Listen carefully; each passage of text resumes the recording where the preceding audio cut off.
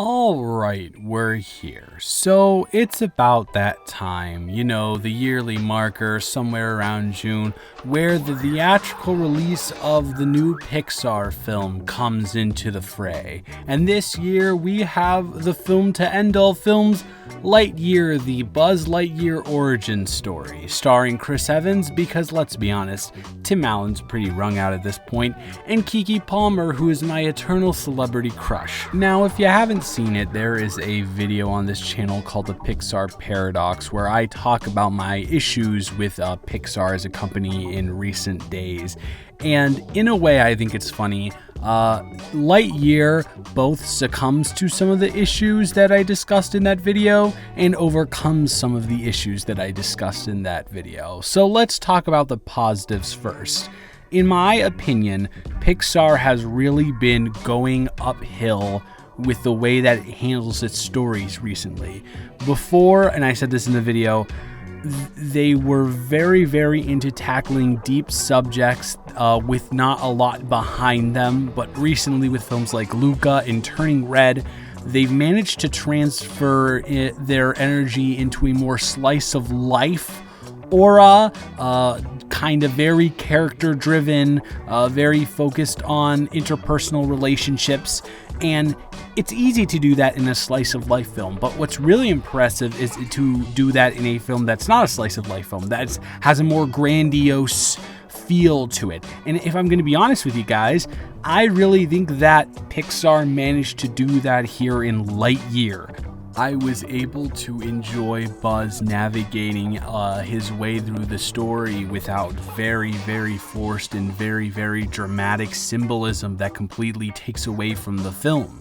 And of course, I don't think that would work in a story like this anyways, but I wouldn't have been surprised if Pixar attempted to do so. So I'm glad that they were able to restrain themselves and focus more on the very base level, surface level fun time that this type of property warrants. Another positive I'd like to note is, surprisingly, I enjoyed all of the voice acting, really, and I did not think that was going to happen here. Replacing a voice as iconic as Tim Allen as Buzz Lightyear is a task and a half, but Chris Evans actually really matches up to or steps up to the task and handles it pretty well. Also, Keke Palmer is great. She's energetic. She brings a whole different aura of light to the film. I wasn't annoyed by Taika Waititi's acting performance in a movie, which is the rarest thing. I'm not a big fan of Taika Waititi in general, so to enjoy him as like a little bit of a bumbling idiot here without going too over the top was also enjoyable. And Josh Brolin is also in this film, and to avoid spoilers, I'll just say he was really good as well. Now, as you know, or I hope you can tell, I do try to be as objective as I possibly can when doing these reviews, but every person has their limits, and mine is Socks. Socks is one of the most adorable characters that they've ever put in a Pixar film, or one of the most adorable Disney sidekicks, period. A little tiny robotic talky cat that just wants to help, considering I am insanely a cat person, will never ever cease or fail to shatter my heart into pieces. But putting aside my obvious bias and love for the character, I actually do think Peter Sohn was good as Socks. So yeah, I had a lot of fun with that character, and I want to see more of Socks. Give Socks his own movie, because guess what? Spoilers for the rest of this review. That would be a more consequential movie than this is. And I guess that kinda is a good segue to start talking about the negatives of the film, because I do have a decent amount to say on that end.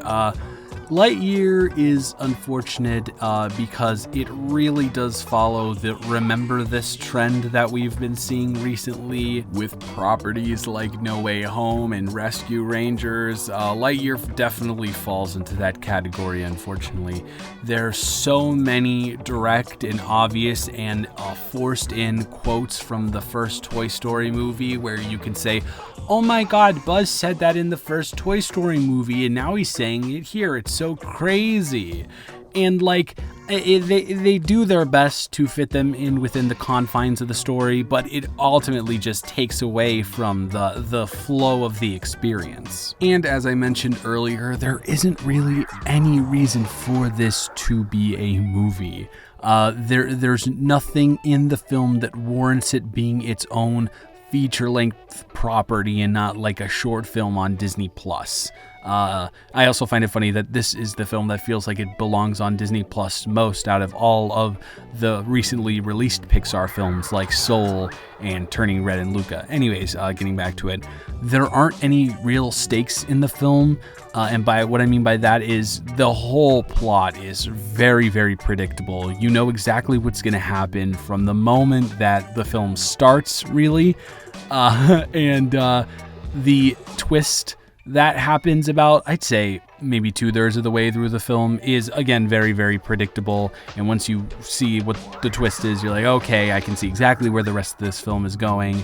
And it's just a snowball of very, very basic life lessons and corny dialogue. And it does really get to you after a certain point, because it's like, wow, I feel like you really could have done something with this, but instead it's just a bunch of nothingness that won't really matter in the grand scheme of things, or even in the Toy Story universe in general. I think one of the things that could have been really cool is if somehow the way that this Buzz handled the situation that he was placed in, regardless of the situation that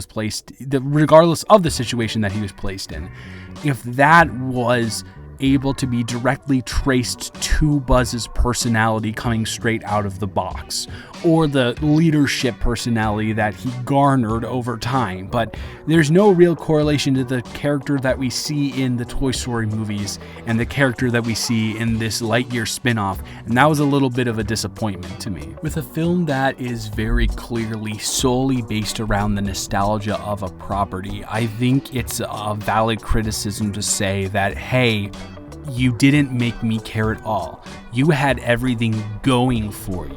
You had this recognizable and beloved character that has had over 2 decades of time on our screens before us for us to become invested in, and you didn't really make me care about the character and his journey that he was going on at all. That being said, what I can say about Lightyear is this. This is the perfect family outing film.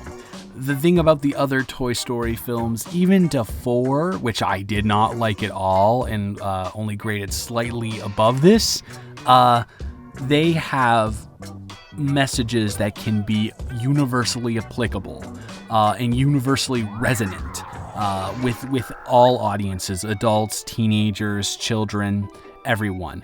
This is just a fun time that you can take your family to and enjoy on a very, very, very base level, and that's totally okay. It has a really basic message about believing in yourself and loving what you have and not reminiscing over what you don't, and I think that is a message that is good for a lot of kids, and it's fun. It's a good, fun family time that is ultimately nothing more than that, which is just a little bit of a disappointment considering the company that Pixar is and considering the franchise that Toy Story has been. Ultimately, I can't say that I'm disappointed in Lightyear because I really wasn't expecting that much out of it in the first place, but I can definitely say that it did not exceed my expectations.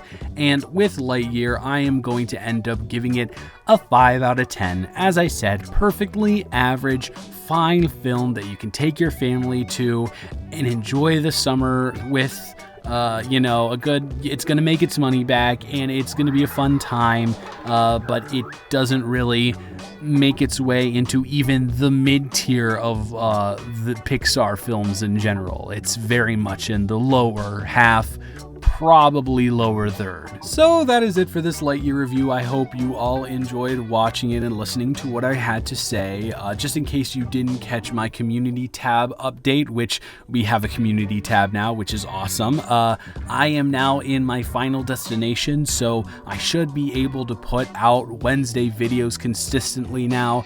going back to the quest for classics, because recently I've had a bunch of 1-week stints in places, so I've left on Tuesday, and it's exhausted me for the entire day, and I wouldn't be able to put out a video on Wednesday. So expect Monday, Wednesday, Friday videos with maybe a Saturday or Sunday video thrown in every now and then. And also I'm in Washington now, so I should be able to get some good screenings for films and maybe get some early reviews out, and I'm excited about doing that. I hope you all have a wonderful rest of your day. Have a wonderful weekend, and I will talk to you in the next one. Goodbye.